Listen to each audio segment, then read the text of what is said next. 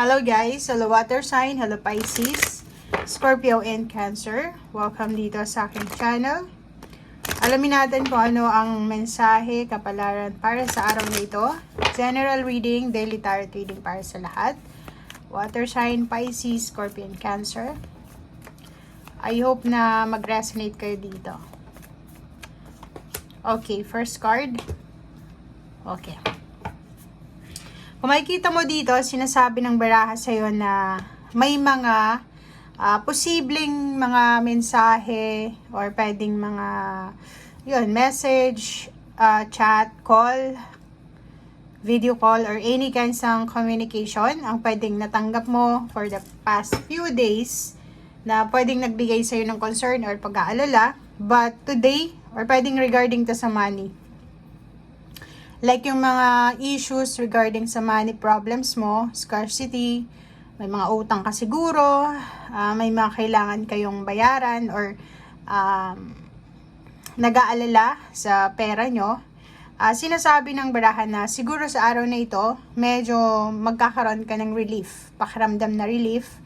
And kung makikita mo tong mga butterflies na to, 1, 2, 3, 4, 5, 5 din yung butterflies. So, kung ano man ito na mga inaalala mo, lalo na sa usaping pera, sa araw na ito ay magkakaroon ka ng pag-asa. Nakikita mo or makikita mo yung liwanag, yung clarity, solusyon,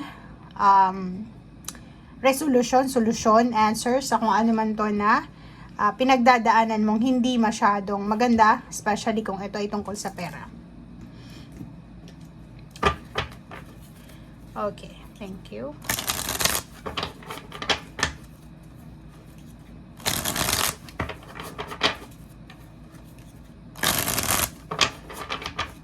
Okay, water sign, Pisces, Scorpio, and Cancer.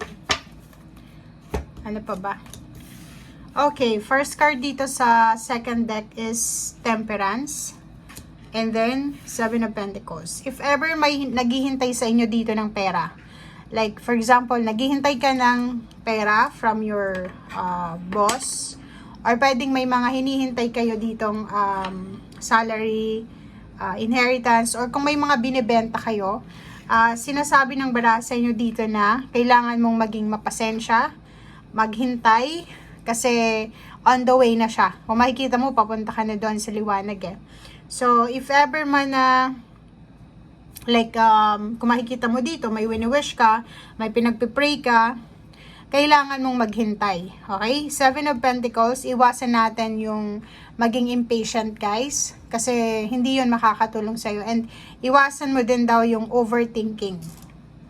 Okay, next is Two of Wands. Two of Wands and then Seven of Swords. Sinasabi ng baraha sa'yo dito na mag-iingat tayo sa mga choices na gagawin natin. Especially if tungkol ito sa pera, trabaho, and relationship. Be true to yourself. Like, for example, maraming choices na pinipresent sa'yo ang universe. Make sure na maging totoo ka sa kung ano yung pakiramdam mo. If ever na gusto mo, mag-go ka na. If ever na medyo tagilid na feeling mo hindi yan para sa'yo, release the expectation, maghintay, kaya may Temperance dito. Okay, so kung makikita mo dito, balanse. Mag-iingat ka dahil kung makikita mo dito, may mga tao na parang gusto nilang sirain yung balanse ng buhay mo. Lalo na sa trabaho, if ever trabaho to, relationship, or like for example, kung may mga iba sa inyo dyan na financially stable, or hindi naman sa sobra-sobra yung financial stability nyo, yung parang meron lang kayo na pang araw-araw, meron din kayong konting savings, parang ganun. Mag-iingat kayo dahil may mga tao sa paligid mo na balak kang lukohin or sirain yung diskarte mo or yung kung ano man tong focus mo sa ngayon.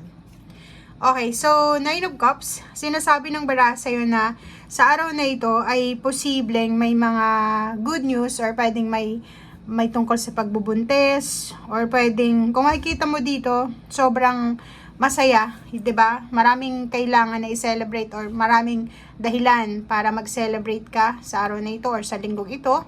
Kasi unang-una, may isang buntis dito na water sign.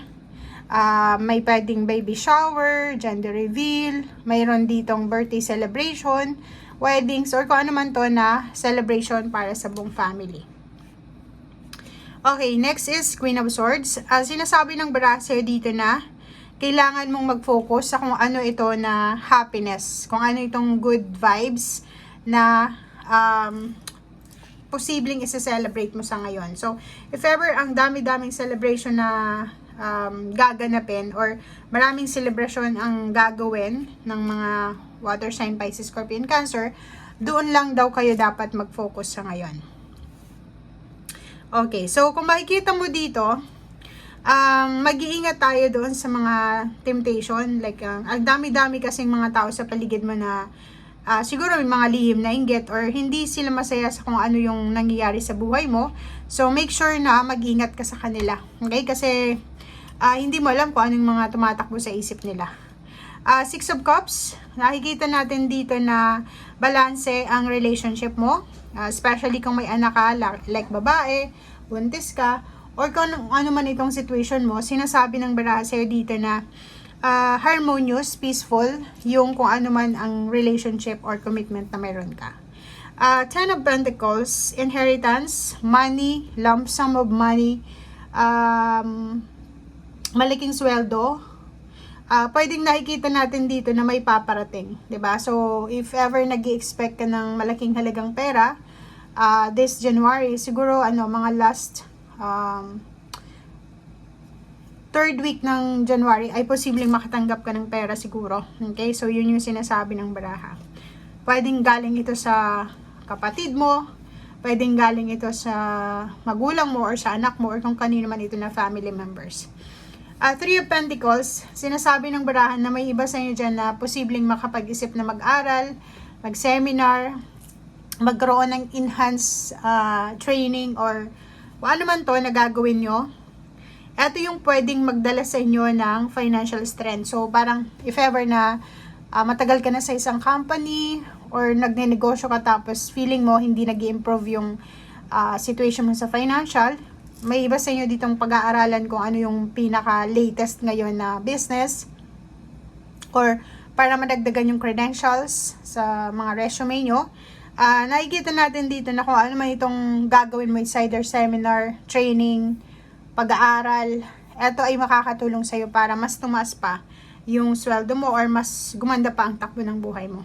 So, Page of Pentacles, sinasabi ng Baraha sa'yo dito na may paparating na isang magandang balita para sa future mo. So, kung makikita mo tong Page of Pentacles, is para to sa future. Sinasabi na magiging mas balanse ang future mo. May mga taong mag-share sa'yo ng financial success. May mga tao din na papasok sa buhay mo para tulungan ka sa kung ano man itong mga kailangan mo sa pag-unlad sa iyong buhay. Okay? So, kung makikita mo dito guys, sinasabi ng Baraha sa'yo, Water Sign, Pisces, Scorpion, Cancer na maraming biyaya, di ba? Parang emotional and financial, maraming parating sa'yo sa mga susunod na araw, buwan, and especially this year. Parang sobrang lucky yung mga water signs, especially yung Pisces, ibang Scorpio, and ibang Cancer. Okay? Thank you guys. Bye!